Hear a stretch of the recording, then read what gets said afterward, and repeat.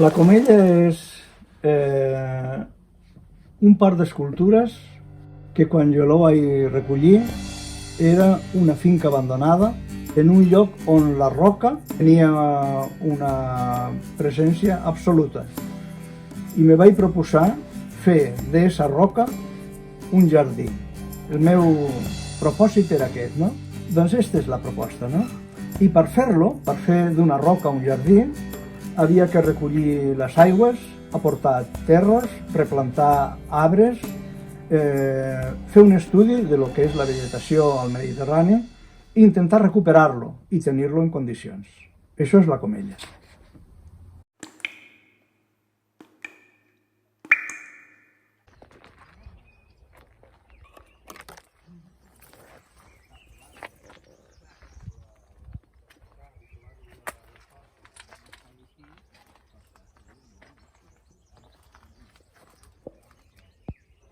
Després també és una eina, jo diria, ideal per a formar els joves.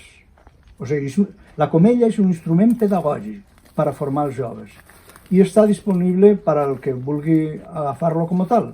O sigui que no és que sigui una finca privada en el qual no vol intervenir públicament. Jo vull que això sigui públic i que la gent lo aprofiti i la societat lo reculli com a part del seu patrimoni.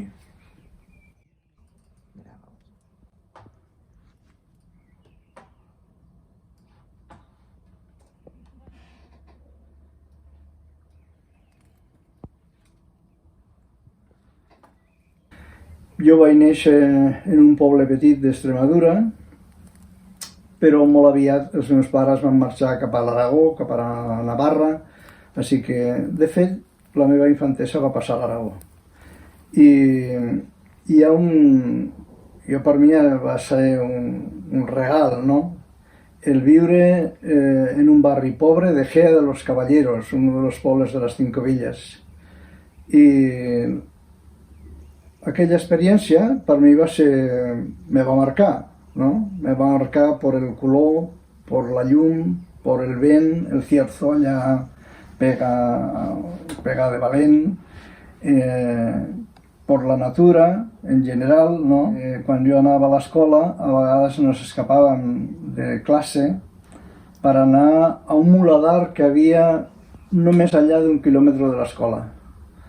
Un muladar, per al que no ho sap, que ara no n'hi ha, és on llancen els animals morts.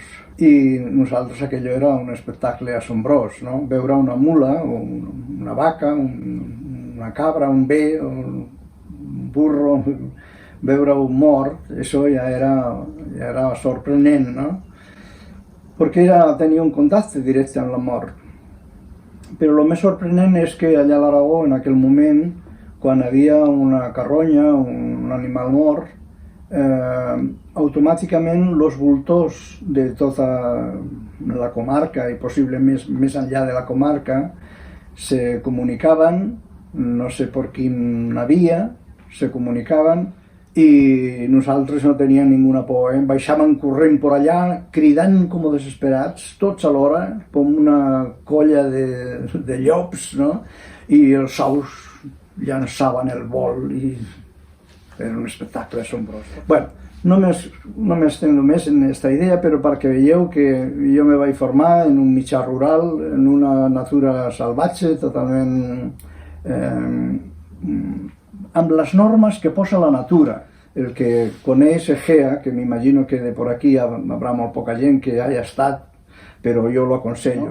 El meu pare no aixecava a les 4 de la matinada. Tenien que arribar, havia com unes 3 hores de carro per anar fins a Sora. Així que nos secaven això era sobre el mes de juny, juliol, nos secaven a les 4 de la matinada i nos ficàvem, amb el meu germà i a mi, ens ficaven en el carro, tapats amb una manta i ell amb el carro cap a la muntanya. Llavors, quan sortia el sol, sempre quasi abans d'arribar al lloc, sortia el sol i nos despertaven. L'experiència és quan obres els ulls, veus la llum del dia i la humitat de la nit ha quedat enganxada a les parpelles. La humitat enganxada a les parpelles fa que la llum passe a través de les gotetes de rocío, passa la llum i fa l'espectro de llum se descompon i entren les zones de color, entren directament a la retina, de tal manera que veus en les parpelles com un arc de Sant Martí, vull dir, tu veus tota la gamma de colors. Jo jugava. Aquell era un joc, no? Un joc interessant que, bueno, com no tenien televisió ni tenien res, pues amb allò m'entretenia i a més m'ho passava fantàstic, no? Perquè me servia per mirar aquella transformació, mirava també el paisatge i a través d'aquest paisatge convertia un paisatge que era molt sec, que era molt dur, l'Aragó en aquella zona és bastant dura, encara que després, sobretot després de los regadius que se van fer, aquella zona és rica, és verda, se cultiven moltes coses. Quan vaig anar a Belles Arts a Barcelona, doncs, naturalment, les classes, Belles Arts l'any 71, 72, 73, jo vaig acabar el 76, era realment una acadèmia a la manera de Vasari, a la manera del segle XVI, no? I jo ho vaig fer, però m'avorria, i l'eina que feia servir era una càmera fotogràfica, una Saipentas 1000, que en aquell 1000K, que en aquell moment era una bona càmera, a mi m'anava molt bé, tenia una Vespa i sortia per allà, per les costes del Garraf, per Montserrat, per Rubí, per tot al voltant de Barcelona era el meu escenari, no? Us he explicat dos anècdotes petites, no? Una la del carro quan anava a Sora i una altra la de los voltors quan no s'escapaven de l'escola. Però així te diré que n'hi havia centenars cada dia d'experiències en el paisatge, en la natura, amb els corbs, amb agafar els pardalets. Tot allò, quan ella eres adult, vas a Belles Arts, parles d'un discurs sobre qual és la natura. La natura no és llavors un paisatge per pintar. La natura se converteix en algo interessant per nosaltres després que està pintat. Coneixem la natura a través de la pintura, sembla que solo som capaços de veure un roure quan està pintat. A Gaspar David Friedrich tiene un roure sec, mort, i naturalment que impressiona, perquè és un esquelet, és un cadàver, no? I resulta que no nos emociona el roure de veritat, el que està en el paisatge, el bosc del paisatge. Has de veure, què sé jo, les tempestes de Turner, per dir l'oceà, la tempesta, el mar, és violent, com el volcà de la Palma ara, no? Ostres, tu, la natura, com és la natura, no? Doncs bé, la natura és així, la natura és calmada, és un llac, un mirall, amb una calma absoluta, o és un huracà, no? Des de Belles Arts vaig veure que havia que repensar, la natura havia que repensar-la, i havia que entrar directament al seu llenguatge. No sobreposar-le nosaltres el nostre llenguatge a la natura, sinó entrar en el seu llenguatge. Entendre com parla. O sigui, ja no com parlo jo, com parla la natura, no? Com parla la natura, i pactar amb ella. O sigui, he de partir primer de que jo sóc natura, que vivim en una simbiosis amb ella, en esa simbiosis jo aporto algo, los demés també m'aporten, un arbre m'aporta, un riu m'aporta, los animals estan parlant i jo també estic parlant. El resultat de la nostra convivència és justament això, no? Esa simbiosis. Tu em dones, la poma me dona, me la menjo, la seva energia passa al meu cos, jo responc i potser, si sóc conscient, planto una pomera. Era un jove mal preparat, molt mal preparat, venia de l'Aragó amb una experiència molt limitada, sobretot de formació molt limitada, i en aquell moment, naturalment, van arribar ja l'eco, no?, de que, sobretot en els països anglosaxons, en els Estats Units bàsicament, els artistes estaven dedicant-se ja a treballar en el paisatge, que això penso que era un pas endavant que se va donar després de la Segona Guerra. Se va donar diversos passos en el món de l'art, en el món de l'expressió, sobretot en el món del pensament. El pensament se va unificar, Orient i Occident se van unir, i això nos va aportar moltíssim perquè van començar a relativitzar els nostres valors, la idea de l'acadèmia va caure, la realitat pintada no és altra cosa que la realitat pintada, no? El Magritte con la pipa, això és una pipa. Pues bien, això no és una pipa perquè és una pipa pintada i no pots fumar con una pipa pintada. A partir d'aquí diem, prenem consciència, no? De que el que pintem, el que fotografiem no és la realitat. I això és una representació. I llavors els artistes van començar a pensar de que potser la forma de presentar un paisatge és treballar en el paisatge. Un enginyer té que obrir la muntanya per passar una carretera pel mig. I els polítics, la societat no li dirà res. Hem de passar a l'altra vall i hem d'obrir la vall, i passaran. I no discutiran si els ocells si trenquen l'harmonia de la simbiosis de que tu la pomera me dona una poma i jo planto una pomera. No, esa simbiosi se trenca perquè hem de fer una carretera o hem de fer un túnel, no? I l'enginyer té, com la gente 007, ¿no? Licencia para matar. Mata la muntanya, jo lo veia en el Garraf, no? Hem de construir Barcelona, necessitem ciment, necessitem grava, necessitem sorra, i me menjo les muntanyes del Garraf. No passa res. Així que la meva intervenció era molt humilde, feia amb unes pedretes, amb unes fustes, amb herba, feia un anell, un anell de compromís amb la natura. En aquell moment feia una foto o no feia res. A vegades ho feia amb un pal, gravant la sorra, un anell, un cercle. Era un cercle, un anell de compromís. Este és el resultat d'aquell anell que se va començar a fer l'any 72, 73. Jo vaig continuar fent aquest gest, lo vaig continuant fins que lo vaig poder muntar aquí en la Comella, esta peça d'aquí. Llavors el significat penso que queda clar, no? I una vegada muntat ja vaig deixar d'anar al paisatge a fer anells petits, encara que quan me va bé i tinc ganes d'unir-me, com me va quedar, com és un mantra, igual que un mantra, no? Allò vas a la muntanya no es crida a tots, vull dir, els escaladors escalen la muntanya perquè volen trobar l'espai sagrat i pugen dalt, no?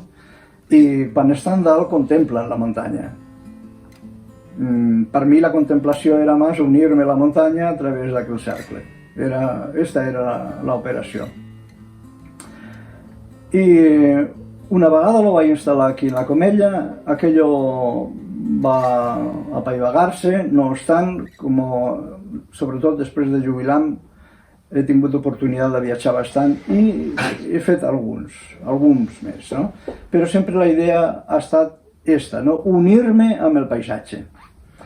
La meva actitud, sobretot en l'última fase, ha estat veure que l'art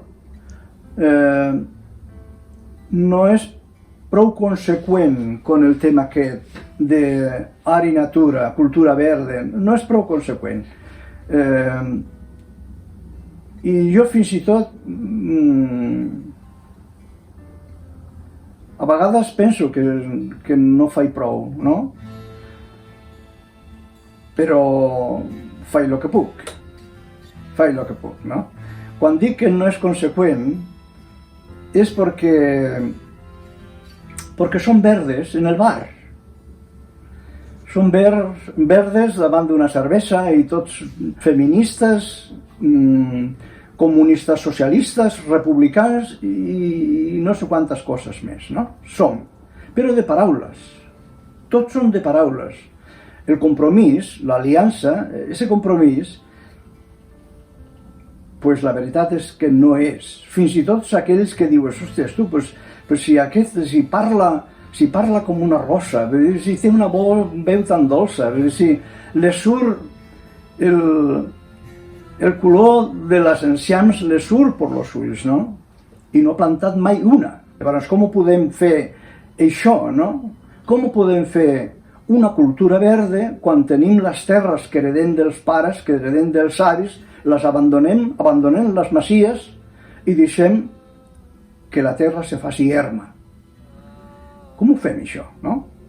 Clar que podem dir, és que jo no puc, jo tinc que treballar, i com tinc que treballar, i tinc a més el partit, i tinc a més que fer, què sé jo, activisme cultural, i com tinc la meva companya, i com tinc el meu company, i a més, ara espero tenir un fill, però no diu, escolta, tu, mira, jo faré poc, però cada any me plantejo plantar 10 alzines, no més, no? Si cada un de nosaltres plantem 10 alzines, agafes un aglà, les poses en 10 torretes, les regues, quan se fa la planteta, diu, avui toca. I me'n vaig a la muntanya s'ha cremat, va haver-hi un incendi en tal puesto, busques un lloc que sigui idoni, que sepas que aquella alzina agafarà, portes unes quantes garrafes d'aigua, caves la terra, fiques en un lloc que sigui humit, que sigui bona terra, plantes la teva planta, la regues i si tens les ganes, dintre de 4 o 5 mesos, un any, a veure com està, no? I tornes a regar-la, aquella planta tira endavant. Quan ves que les masies estan totalment derrumbades, aquí a Tarragona això és terrible, i a Girona encara les cuiden, però aquí és bastant terrible, no? I quan veus els camps que el bosc està tornant a recuperar el seu espai i els camps d'avellaners estan sortint pins sense que ningú els plante, no? El bosc s'està recuperant.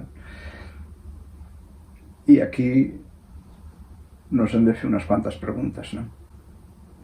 Jo esta pregunta la contestaré sobretot des d'aquí, perquè estem a Catalunya i la contestaré des d'aquí recordant un poema de Salvador Espíritu que és molt conegut, que és l'oració en el temple, no?